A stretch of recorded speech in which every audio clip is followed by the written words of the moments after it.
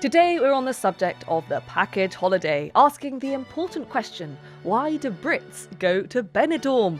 This is Here for the History, the show from BBC Sounds where we explore the origin stories behind the traditions and stereotypes all around us.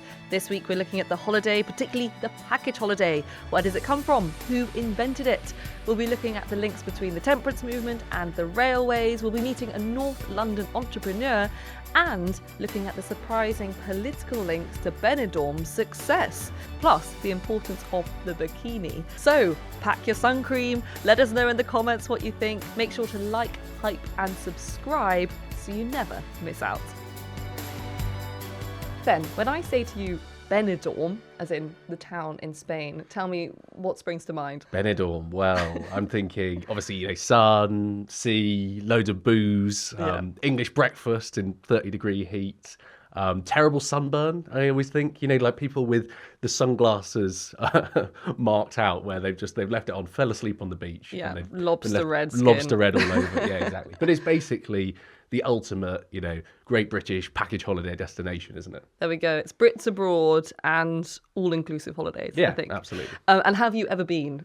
I haven't experienced the delights of Benidorm, sadly, but that's for the bucket list. But when I was growing up, I did used to go on all-inclusives to places like, I went a couple of times to Turkey with my parents, and we used to go camping in France for like years and years and years. So I've got some experience in the Very game. nice. So this is the subject of our podcast this week. We are looking at the package holiday, this great all-inclusive trip, which is where your transport, your food, are all included. This is something that Brits really love. Yeah, exactly. And I think it's quite a theme in British popular culture, isn't it? Like, I always think of the In-Betweeners movie, Yes. absolutely iconic. Classic. Where they've booked the trip, but you don't know what's going to happen really when you arrive. And you get that horrendous bus journey to the hotel, and they arrive, and it's just absolutely terrible when they get there. And just think, but it's funny, but that's something that, generations of people have had to deal with when they arrive on holiday. Yeah, we've been there. And the other show that I love is Sun, Sex and Suspicious Parents. Do you remember that? Yeah, the reality TV show. I can't actually remember really what happened, but that's the one where the parents... It's when the children go on holiday and they're so excited, it's their first time abroad. Yeah. And they're having this bit, kind of a lad's trip sort of thing. And then the parents secretly they're filming, aren't they? Yeah, that is actually terrible. It's a real abuse of trust, I can't think. believe a parent would sign up to that. Like, just be like, let's just humiliate my child on camera for a whole series. But no, it's funny. So we have this very clear idea of those kind of holidays, right? Of Brits abroad on those package holidays. Absolutely. And what we're going to look at this week is the amazing history behind them, which is actually surprisingly fascinating. And we're going to look at three moments. So the Victorian temperance movement, which is a surprising link, perhaps. We'll be looking at the entrepreneurial genius of a Jewish refugee and the fascist dictator General Franco. And actually another one, if I can add, is we'll be talking about the bikini, which was an important player in this story. Very exciting. You'll be pleased to hear. Okay, so that's our question. Why do Brits go to Benidorm? Fascinating stuff. Pack your sun cream, Ben, and let's get going. Very good. Well, I'm fully on board for this episode. Well We're here for the history. Let's go. Chapter 1. Tours, Temperance and Thomas. The three T's, the famous three T's. Okay, so Ben, it's the 9th of June, 1841. We're in the Victorian period, and we're in rural Leicestershire. I want to imagine that you're walking through a village of Kibworth Harcourt. It's got red brick buildings, red brick cottages, winding lanes. Sounds lovely. Okay, having a lovely time, and then you suddenly hear this strange click, click, click behind you. Wow. And you turn around and you see the source of this strange noise. It's a man in his 30s. He's got dark hair. He's wearing a waistcoat. He's wearing a cloak. And the sound itself is coming from his walking stick, which has an iron tip, which was like a classic thing that people would use when they're going on their cross-country walks. And you start to get chatting. And you find out that he's halfway through a 15-mile walk. He's walking to Leicester. And he's going there because he's going to a temperance meeting. Okay, so the temperance movements were famously against alcohol. And it was all part of, one of the many moral panics that gripped the Victorian era, justified or not, where basically, the problems bubbling up from industrialization are things like rampant poverty in these cities, people working incredibly long hours, and where do lots of these working men go afterwards? They go down the pub, alcoholism is rampant, and the temperance movement gains a lot of strength from this, basically, because people are seeing this and they're like, this is terrible, it's a solution that needs to be fixed. Right? Sure, that's very well summarised. Thank you. Now, this man is making this journey often because he can't afford a coach or a horse, but he is committed to go to these meetings. But what he really wishes is that more people, especially working people, could also attend the meetings. And as he walks off, he pauses, and you suddenly see that he tilts his head in a strange way and looks to the skies, and there is a flash of inspiration. He has this great light bulb moment, and that moment, that idea that he has is, could we use the new technology of the day to transport people to these meetings, which was the railways. Oh, I see. Okay, very smart. So, Good idea. It's a good idea, right? Yeah. It's the 1840s. It's perfect timing. But who was this man with the walking stick? Who was it? Any ideas? Well, I think you're going to tell me. I'm about to tell you. It's someone who you've probably heard of before. He is called Thomas Cook. Oh, of course. So this is Thomas Cook of travel agent fame, That's right? it. Yeah, exactly. So this is. Do you know the famous line? Oh yeah, it's don't book it, Thomas Cook it. That's is that it. right? Yes, there we go. Yeah, Well done. iconic. So this is Thomas Cook. He's born in 1808 into a very poor background. He left school at 10 years old. He trained as a carpenter. But the big thing in his life was his religion, and he became a Baptist preacher. And a really passionate campaigner for improving society. He was a committed teetotaler.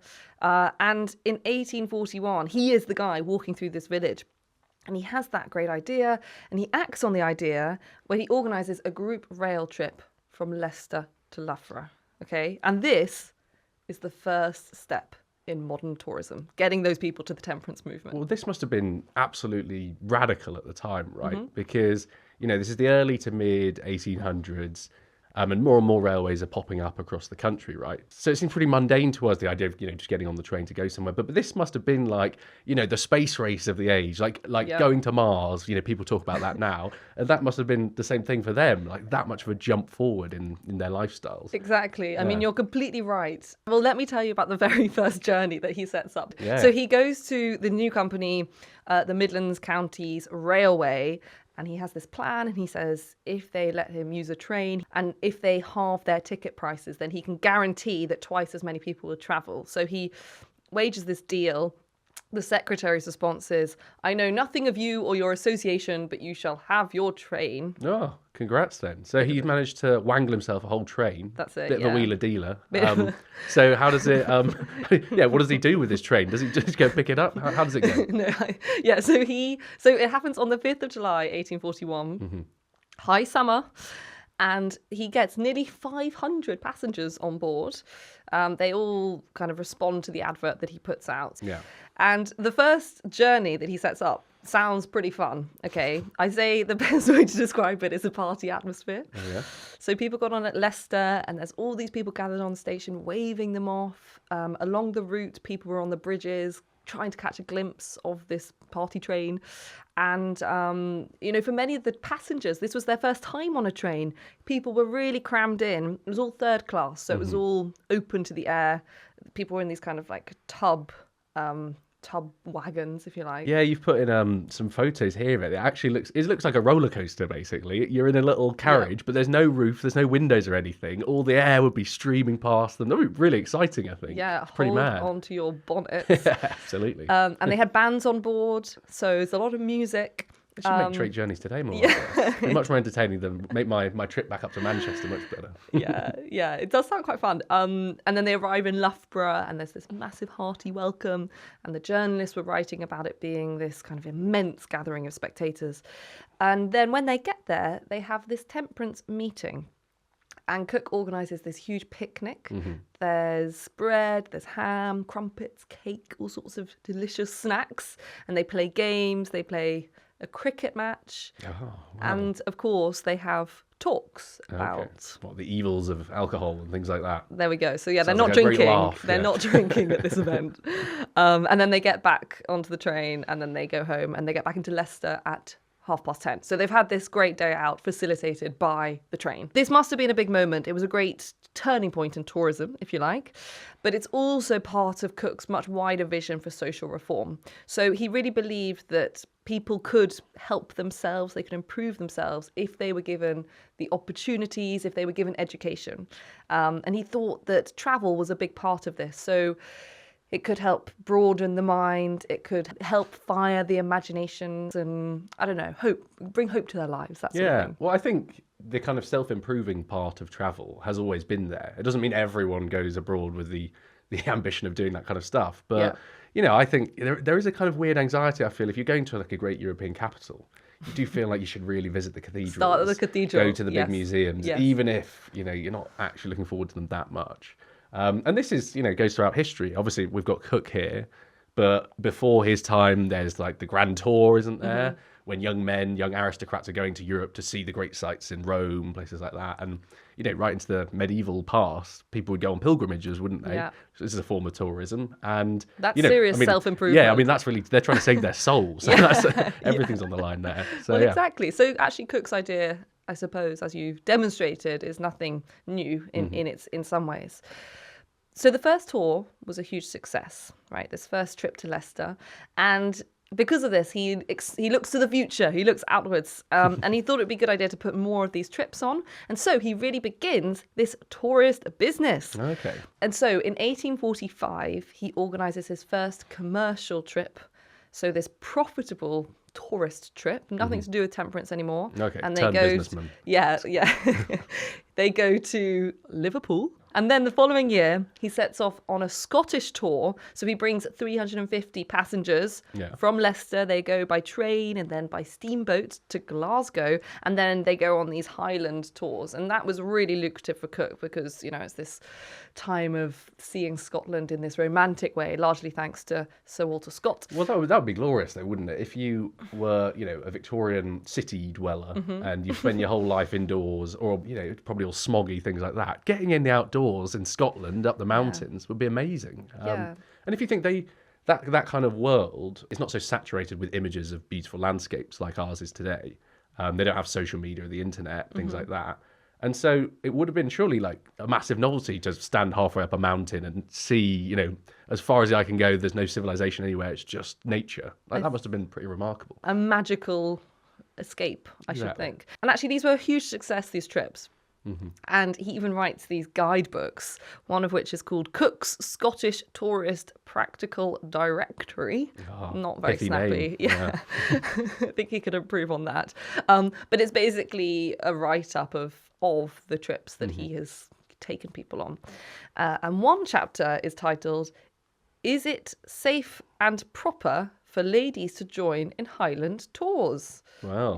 It's like an FAQ. Yeah. And it's quite hilarious reading about some of it. I know, yeah. You picked out a quote here where it says, "The trappings of prevailing fashion may sometimes perplex them in clambering over precipices and amongst rude blocks of granite." So that gives off quite, that funny image that people probably wouldn't have their hiking gear, or sports kit or anything like that. No anoraks. Yeah, they're wearing the same outfits they would every day, and they just have to adapt. Yeah, long skirts up a mountain is quite impressive. And so the point of all of this is that people are getting into the habit of not going on holiday, organising it all themselves, but clubbing together and going away on trips where it's a package, right? Yeah. Somebody else has arranged all of it. All you have to do is basically just turn up and it's all sorted. But of course, Loughborough, Liverpool, Scotland, these are not yet Benidorm. So what comes next? Well, people start going overseas. So in the 1850s, Cook starts to organise trips further afield. So Europe, Egypt, the Americas. He's providing the transport, the accommodation, the food, all in one ticket, which is, quite a big thing if you're travelling to the other side of the world. I can't imagine how exciting that would be. Again, like this, well before the era of cheap flights, so you can get abroad to go and see the pyramids or something like that. It would be so amazing, wouldn't it? Yes, well, one of the hotels that the company sets up later on in 1899 is the Old Cataract Hotel in Aswan, and I have actually been there. And Aswan in Egypt. In Egypt, yeah. It's on the Nile. It's on this kind of pink granite cliff, and it's incredibly grand. It's really epitomises old school glamour, and it's the kind. And Agatha Christie later stayed there, so it's really it kind of starts to consolidate that image of glamorous travel abroad. But the key thing to say with that, of course, is that it's for the wealthy people. These are not working classes that Thomas Cook is sending to Egypt. By the time that Thomas Cook dies, which is in 1892, it's thought that he has already facilitated millions of trips. So he's made a massive dent in establishing the tourism industry. Yeah, it's absolutely bonkers, to be honest. That, all the history of people getting too drunk on the beach in Mallorca, Magaluf, all these destinations, all the hedonism, all begins with this really pious Victorian man who just wanted to improve working people's lives and stop them from drinking. Like, it's such an unlikely origin story. I think would he be shocked? Turning in his grave a little. But what about, the stereotypical full package holiday we know today? So, chartered flights, all the food's put on, all the excursions, all that, the full shebang. When does that come in? Well, Ben, it's all to come. Fantastic, Alice. And for you watching, let us know your best package holiday stories in the comments below. And don't forget to like, hype and subscribe if you're here for the history. Chapter 2, the whole package. Well, Ben, I'm going to move us swiftly on into the 20th century now. Gosh. We're in the year 1936. There is a young boy who has just joined Mill Hill School in North London. And though he is brilliantly fluent in Russian, German, Polish and French, at this point he can't speak English. And the reason for this is because he is Vladimir Raitz, and he was born in 1922 in Moscow, in Russia, into a Jewish family. And up to this point, the Raitzes had been on, well, in an understatement, a pretty tumultuous journey. It's a very scary, a very dangerous time to be Jewish. And so they'd already had to escape persecution in Russia and subsequently in Germany. And so eventually they reach London, and this is where Vladimir joins Mill Hill School. Gosh, well, how does he get on? Yes, well, he was obviously a bright child because by the end of the academic year, he was top of his class in English. Are you serious? Yeah. That's incredible. I know it doesn't reflect very well on the other students in the class, does it? But fair play. Must be a clever kid. He is clever. He's very clever. So he went on to study history at LSE, the London School of Economics. And then, towards the end of the Second World War, he became a translator for Reuters. As the Second World War ended, normal life was beginning to rebuild itself, and Raitz went on holiday. He went with some of his Russian friends to Corsica. This is a beautiful island. It's on the south coast of France, beautiful Mediterranean Sea, crystal clear waters, that sort of thing.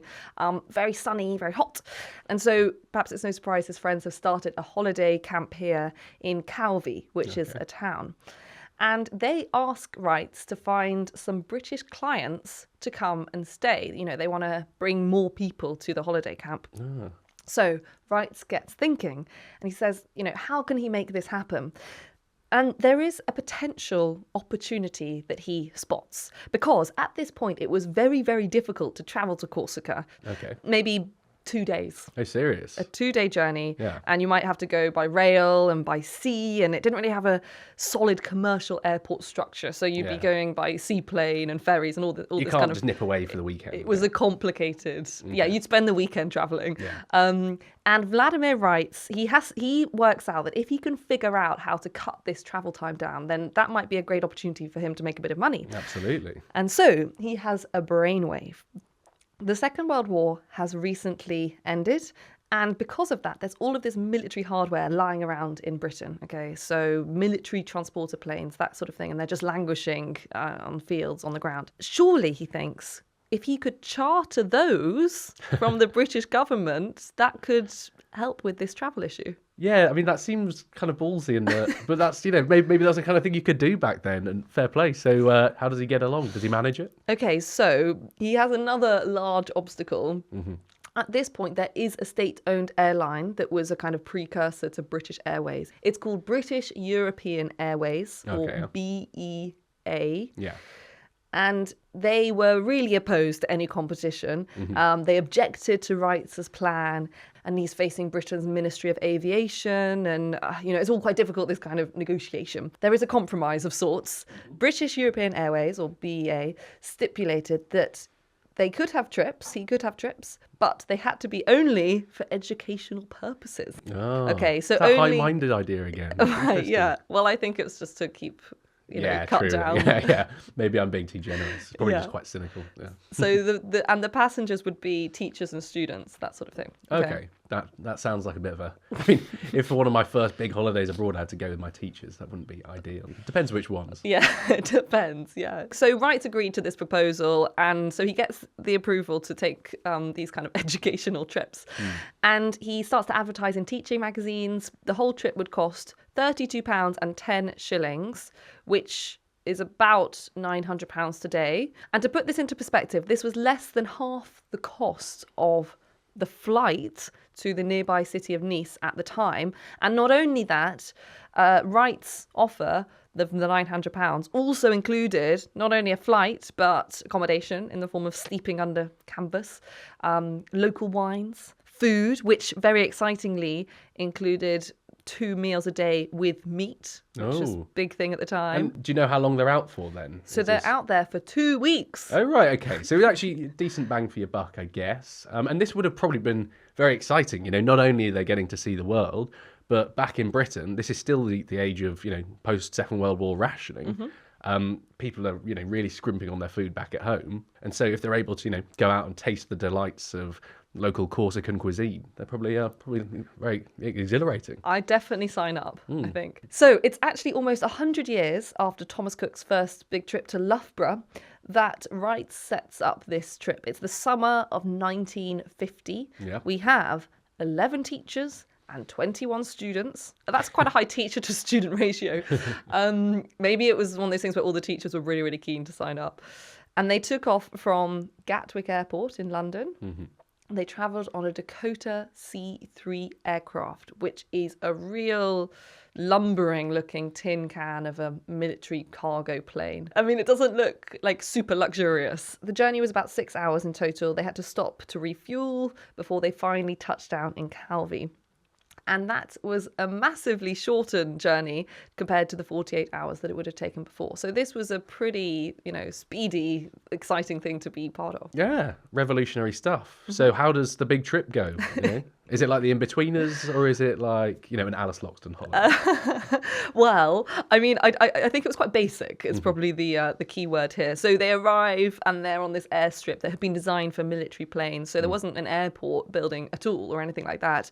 And actually, when they're waiting to be picked up, which this is quite In-Betweeners actually, when they're waiting to be picked up, it's boiling hot. They've got to shelter from the sun and they have to shelter under the wings of the plane, waiting to be picked up. Yeah, Brits abroad, you can see it already. Yeah. They forgot the sunscreen, all that kind of stuff. Yeah, you can imagine everyone kind of arguing already at that point. And then they get taken to their accommodation, which is the campsite, and they're using the old US Navy canvas tents. So there are 2 of them in each tent, and they've got these quite basic bathrooms. But there was fun because there was a bar and a dance floor. Oh, that reminds me so much of those like family holidays where there's one dance floor in the the resort or the campsite or whatever, and there's always like goings on and like somebody kissed someone, something like that. Okay, so with this trip, Wright's company was born, and he names it in a kind of classic holiday, which is quite similar to lots of companies today, Horizon Holidays. Oh, well. Yeah, well, Horizon Holidays, I suppose it must be taken from looking to the horizon. Absolutely. Right, yeah. The horizon, the blue sea. Okay, so Calvi's a real hit, right? Yeah. And so Wright's expands his business. And luckily, the rule of it just being for students and teachers is abolished. And so he starts to put trips on in more familiar territory to us now. So places like, in Spain, Mallorca, Costa Brava. And more operators start to follow suit. Okay, and presumably this means, you get more competition in the market, so that pushes the prices down, and then more and more people are going to go? Exactly. And a key point here is the aeroplane. The aeroplane technology is changing rapidly. The aeroplanes are bigger, they're faster, and it all becomes cheaper. Okay, this is a bit like Thomas Cook before in the Victorian era with the railways, isn't it? Yeah, it's exactly the same. So 5 years after Wright's and his package pioneers touched down in Calvi, there were 77,000 British tourists visiting in a year to Spain. And by 1967, the number of Brits going to Spain rose to 5 million. Gosh, So that's enormous. It's quite a lot. And in the 1970s, it starts to shift towards more working class people because they're paid better, holidays getting cheaper, that sort of thing. So the kind of people going is changing too. Yeah. So I think if we think about Cook as the father of modern tourism, perhaps we could say that Raitz, we can thank him for the package holiday. Yeah, fair enough. And both of them, I find it fun that they had, these high-minded ideals. Well, it's interesting, the link between them, because Wright's package holiday, he talks about them as the man in the street acquiring a taste for wine, for foreign food, starting to learn French and Italian and Spanish, making friends in the foreign lands he visited. And he describes that all of this comes together to make him more cosmopolitan, with all that entails, which is kind of similar, I suppose. If only he knew. Yeah. If only he knew what would happen in the end. I know. I mean, I like his ambition, but that is such a far cry from whenever British people are abroad and Sure. the lack of integration, lack of any language skills. But anyway, his heart was in the right place. Self-improvement comes in many different forms. Too right. Yeah, exactly. And of course, what happens is that one of the biggest places which emerges, which we're going to find out about next, is Brits going to Benidorm. Chapter 3, Fascism and the Package Holiday. Not something you usually put together. Exactly. But here we go. I've got another story for you, Ben. This time we're in Spain. It's 1953, okay? Hot, sunny Spain. That's where we are. And we've got this 28-year-old man. He's rattling his way to Madrid on a Vespa, on an 8-hour journey. And his name is Pedro Zaragoza. Now, Zaragoza is the mayor of the town of Benidorm. Oh, I see. Okay, and this is a small coastal town at that point. It's got a population of 2,000 people, but they are developing it already as a tourist destination. But Zaragoza thinks that there is a problem, which is holding back this development, and it's stopping people visiting. And so he seeks an audience with someone very important in government to try and sort this out. And he goes on this long journey. He turns up. It's a bit embarrassing because he's got all of these oil stains on his trousers. Oh, is this from his Vespa? Yeah. But no matter, he fights through the embarrassment and he makes his case for this problem to be alleviated. Well, what is this problem? Well, it was a ban which he felt was stopping people from coming. The ban was the bikini ban. So he wants people to be able to wear bikinis, which they weren't allowed to do at that point. A heroic man. And the important man that he was going to see was the notoriously brutal and conservative dictator of Spain, General Franco? There we go. Okay, yeah. So Franco is, as you've said, was a very divisive figure in Spain, let's put it that way. So he was military dictator from 1939 until he died in the 1970s. And he's basically known for being utterly ruthless towards his opponents. And in the 1940s, he also pursued economic policies that were a disaster, really. He cut Spain off from international trade, didn't he? And pushed for everything to be produced domestically, am I right? Exactly. So the Civil War and then Franco's policies just utterly crippled the Spanish economy. He had to do some U-turns. He had to try and reverse these catastrophic policies. And one of the ways he tried to do this was through tourism. So he wanted to position Spain as a great tourist hotspot. He tried to create this image of Spain as one with traditional food and I guess create this idea of old Spain. Okay, so it's a bit of a national rebrand sort of thing. Yeah, that's right. So he goes on this marketing offensive to bring more tourists in. And he even devalues the peseta, so the currency, to make it more and more tempting to get bang for your buck in Spain as a tourist. Now, I've heard he introduced the Menu del Dia, which is like a kind of set menu, which is very tourist friendly. And I think at the time, like every Spanish town was supposed to put one up, and so tourists are pretty comfortable with what they're ordering when they get there. Yeah. And it's supposed to have some local delicacies in it, I believe. And I think some major cities do still serve it. So, Okay. Yeah, a legacy. Still going. Yeah. Okay, so this does work. Maybe people were attracted by this great food, because by 1950 there were 500,000 visitors, not just Brits, who had come to Spain. And this is all the same sort of time that Raitz is doing his chartered flights. And part of the development of Spain becoming this great tourist destination was Benidorm. This was a massive transformation for the town. Pedro Zaragoza, who's the mayor, who we've already met, his first step was to get basic running water to the town, because before that people had to bring water in on mules and all these different ways. And actually people were very resistant to that. The town people were quite resistant. And this is probably before the bikini ban. Right, yeah. Yeah. It would be funny if his first thought was to get the bikinis in and then be running water after. He started with the water. When the first drops of water come from the fountain, then, the town people start to get on board. So Zaragoza knew that this was a highly conservative Catholic country. And for foreign tourists, that might cause a problem, okay, because they wouldn't want to cover up on the beautiful beaches of Benidorm with this, they want to be there in the sun. So it's a clash between Spanish tradition and the kind of wants and needs of all these tourists coming in. Yeah, so he decides in Benidorm, he defies the rules across Spain and he allows women to wear bikinis in the town. And this caused absolute uproar across Spain.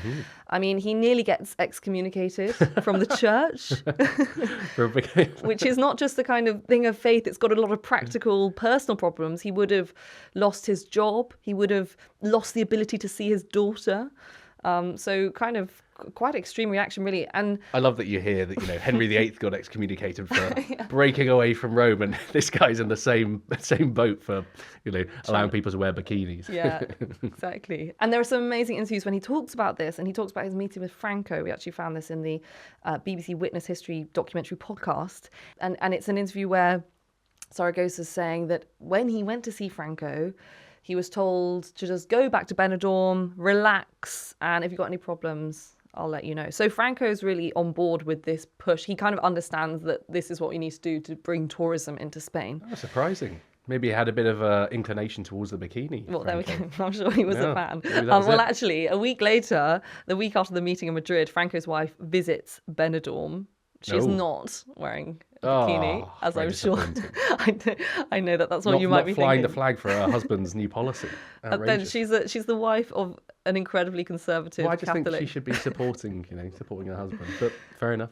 Well, things start to go up, literally. Now they've got the ability to wear bikinis. They also start building accommodation for the tourists. Okay, so this is really to maximise on the space available in Benidorm. So they start building up these tower blocks rather than across. Okay. And so we start to see those classic high-rise holiday flats. Yeah. So this is, I guess, although some people might say they look pretty ugly today, this is quite a democratic move in a sense. It's like, everyone can see the beach, everyone can access it. It's not just, super rich people at the front, that kind of thing. Yeah, it's supposed to give everyone a sea view. That's the point. And can this tie, maybe this is a bit tenuous, but does this tie back to that, the egalitarian ideal that Thomas Cook started with and Raitz had about, giving everyone access to the wider world and things like that?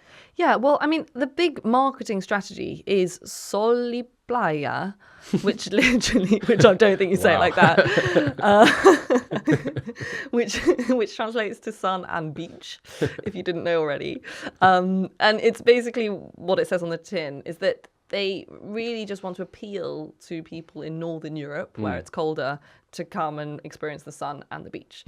And so Zaragoza goes on this massive promotional campaign, this charm offensive to Britain. He visits Parliament, he visits the Mayor of London, the headquarters of the British European Airways, which is the state-owned airline. He gives them all of these kind of delicacies from Spain, lemons and dates and winter oranges. Oh, well, he's got a charm. He's a charmer then. Yeah. He's a charmer, yeah. And he also works with British European Airways to get British nurses to Benidorm, and that's hoping that they, would spread the word back at home. Well, he's a very enterprising young man. He's very enterprising. Yeah, fair enough. And in Benidorm, in Benidorm itself, he develops this kind of hub of Englishness, if you like. So this is the birth of where we started the program with, where you're somewhere abroad, but every single building seems to be either an English pub or that kind of fish and chip shop, that kind of thing. Yeah. Is there a reason why it was so targeted towards Brits? Well, the real appeal for British people, of course, was that the weather was much better in Spain, so they were an easy target, I suppose, because of our terrible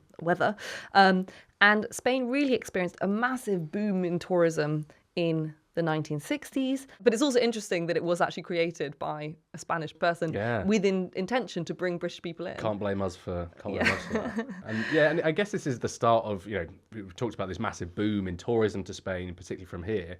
And it's interesting how, if you go on holiday to places like Barcelona more recently, they're actually getting sick of the tourists, aren't they? So maybe they're trying to undo some of that work done by Pedro Zaragoza all those years ago. So, I mean, that brings us to the modern day. It's so cheap now to fly abroad, and that was something that is only quite recent. But all of this has led to a boom in package holidays and something that's just completely entrenched in culture today. Yeah, very true. Well, thank you so much, Alice. I thought that was fantastic. I'm really looking forward to my holidays now, if they ever come. Shall we go to Benidorm? Absolutely. That's the next place. And I hope you guys watching at home enjoyed it too. Let us know in the comments what you'd like us to cover next. And don't forget to like, hype and subscribe so you never miss out on Here for the History. Goodbye. Adios.